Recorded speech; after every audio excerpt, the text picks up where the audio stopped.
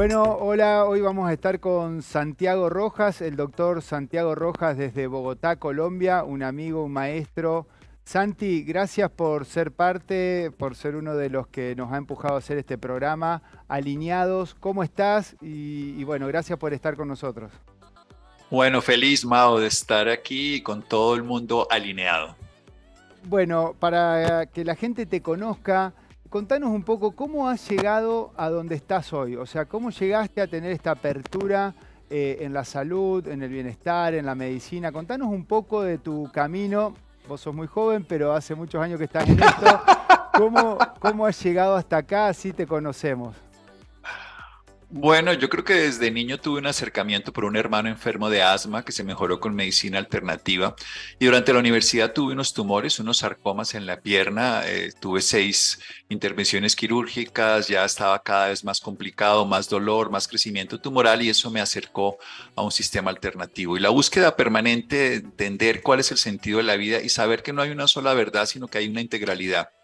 Pero creo que nuestros sistemas médicos convencionales son muy buenos para tratar enfermedades, pero también el sistema crea unas enfermedades innecesarias y el estilo de vida se vuelve no solamente indispensable, sino sin él no podemos tener buena calidad de vida y buena curación. Creo que lo que le falta al sistema médico convencional es entender todas las facetas donde el estilo de vida, la forma de pensar, de relacionarnos, de amar, de comer, de dormir, de ejercitar el cuerpo, es lo que lleva a sanarnos o a enfermarnos.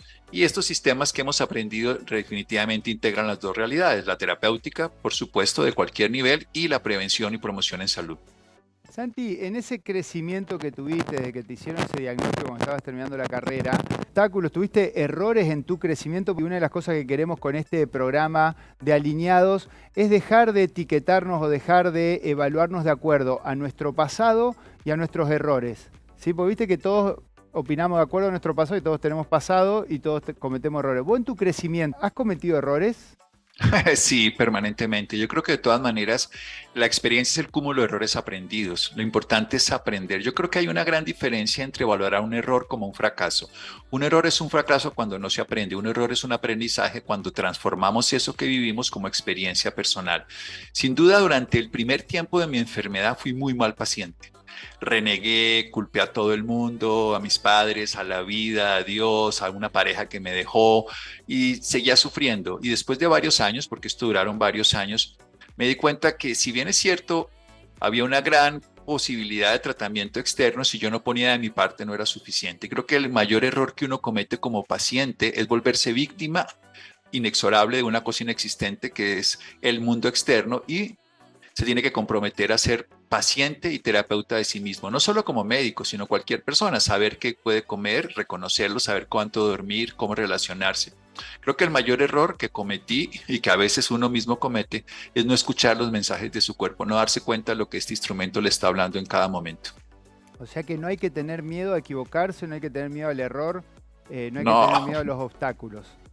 lo que hay que tener miedo es a no poner atención de los errores y además creer que somos infalibles. Tú como cardiólogo, yo como médico nos damos cuenta todos los días que hay cosas que no funcionan y tenemos que descubrir otras opciones y es el error quedarse en la terquedad. Creo que el error es simplemente no admitir que nos equivocamos. Creo que una de las cosas que no nos deja admitir eso que estás diciendo es nuestro ego, ¿no? ¿Qué opinas del ego?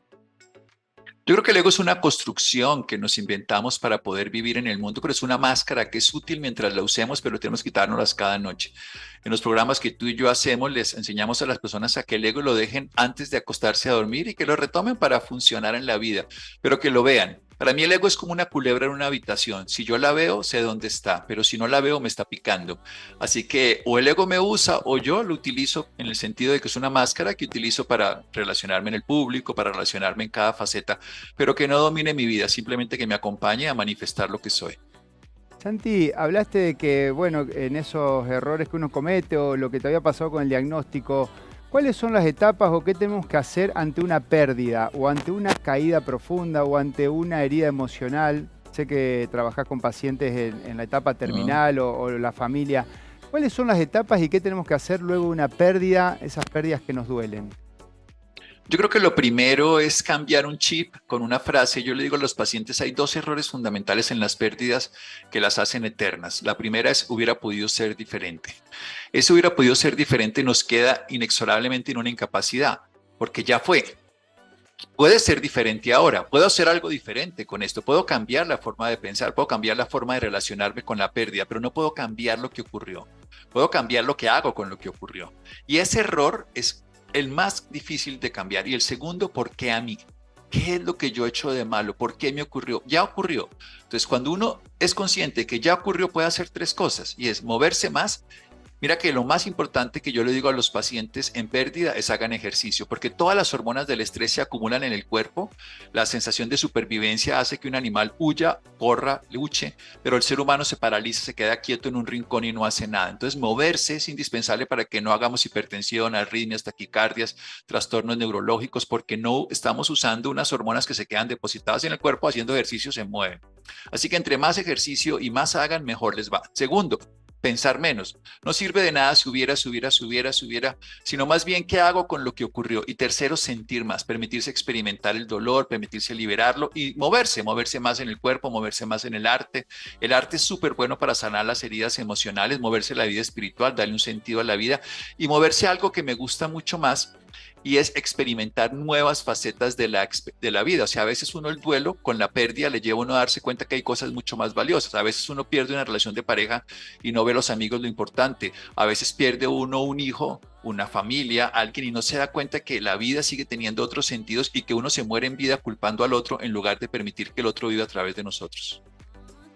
Qué interesante, Santi. Habías hablado, nos contabas en los programas la vez anterior, ¿cuáles son las tres emociones que nos están dañando y sobre todo en este último tiempo?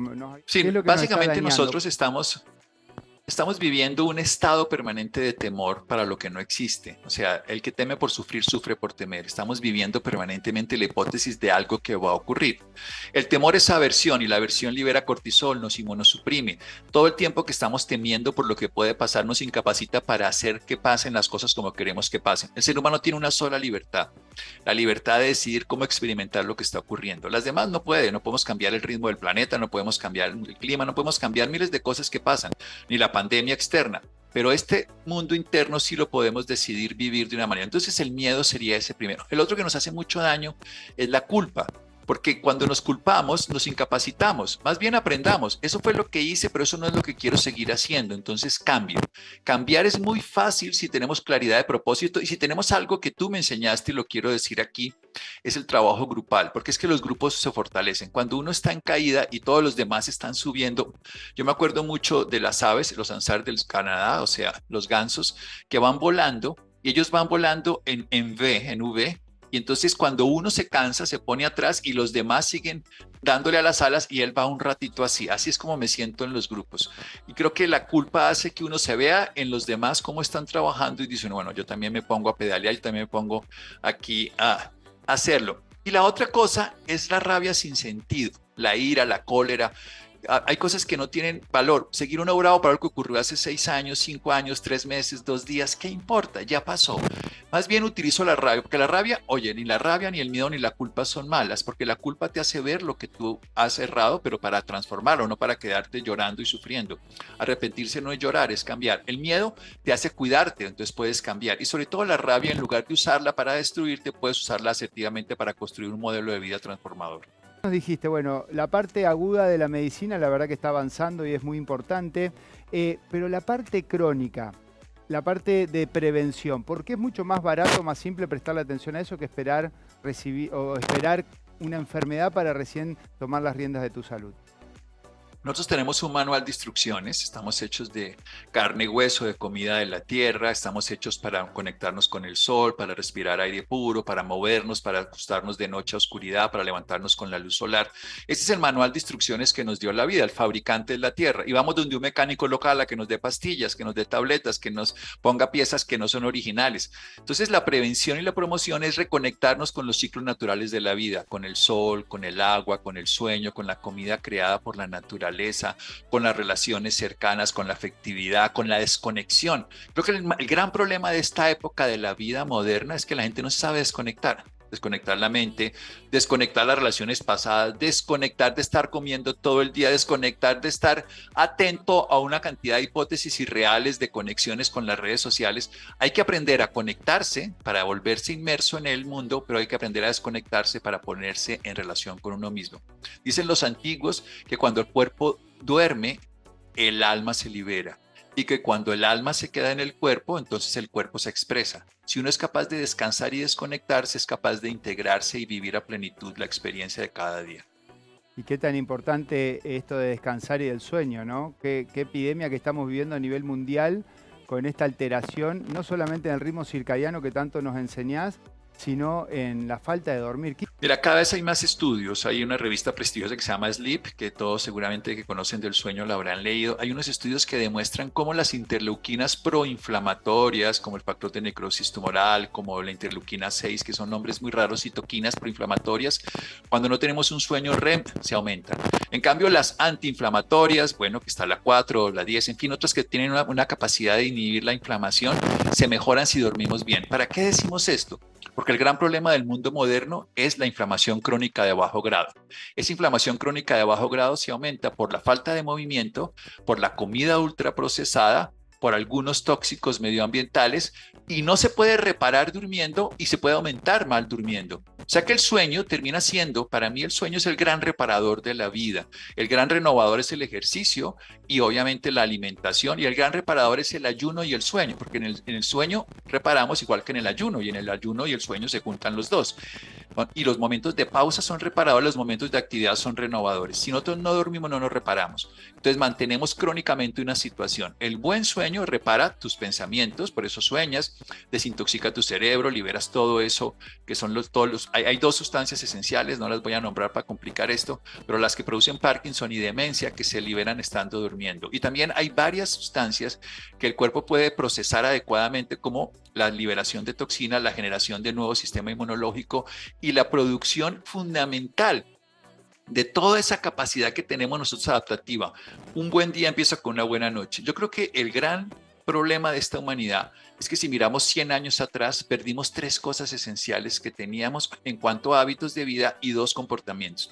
3, estamos durmiendo 2 horas menos que hace 100 años. Estamos moviéndonos 4 o 5 veces menos y estamos comiendo el 80% de comida que no comíamos hace 100 años. Esos son cambios reales en 100 años evolutivos. Y 2 cosas fundamentales: dejamos de tener una buena relación con nosotros mismos, por supuesto, y dejamos de disfrutar lo que estábamos haciendo como proyecto personal. Esos 5 cambios en la vida son esenciales y tenemos la posibilidad de hacer un cambio. ¿Cuándo? Ahora. ¿Cómo? Dispuestos, diseñando un programa para que volvamos a comer comida real, para que recuperemos un sueño reparador, para que nos movamos como tendríamos que hacer, porque este cuerpo está hecho para moverse, manteniendo una buena relación con nosotros mismos y disfrutando el proceso de vivir cada día. Que no hay que cambiar drásticamente, o sea, no le pedimos el máximo, 10% en lo que elijan, en el hábito que te está faltando. ¿Qué consejos, para ir cerrando la nota, qué consejos nos dejás hoy? Yo creo que tenemos que ponernos metas y tenemos que hacer algo como si fuéramos una empresa. Cuando uno tiene una empresa, uno hace arqueo de caja todas las noches. Uno no espera 2 años a ver si la empresa se quebró, uno se va dando cuenta cada día. Entonces, el consejo más importante es: ponte metas cada mañana y haz una revisión cada noche. Con eso tendrás un PIG como lo hace una empresa y tendrás un proyecto muy sencillo. Pero empieza por una cosa que para mí es la más importante de todas, la acabo de nombrar hace un momento: es mantén un buen diálogo interno contigo mismo y mantén una buena relación propositiva, fortalécete, sé hasta dónde puedes llegar todos los días. La mayoría de personas no avanzan porque no saben que pueden dar más, y lo que pasa es que se ponen en metas que no pueden alcanzar, que sobredimensionan sus capacidades y condiciones. Así que día a día, paso a paso, hazte parte de un grupo, porque en grupo siempre es mejor. Y por supuesto, claro, revísate todas las mañanas lo que quieres y revisa todas las noches que lo lograste. Si haces esto, en 3, 4, 5 semanas crearás nuevas redes neuronales que te facilitarán. Y mira lo que realmente, hay una cosa que los seres humanos no se dan cuenta: ¿en qué nos queremos convertir? Si nos queremos convertir en algo, tenemos que trabajar para eso. Si no trabajamos para eso, no lo logramos. El cuerpo y la mente son herramientas tuyas, no para que te usen, sino para que tú las uses. Doctor Santiago Rojas, desde Colombia, Bogotá. Así que, Santi, gracias. Un honor.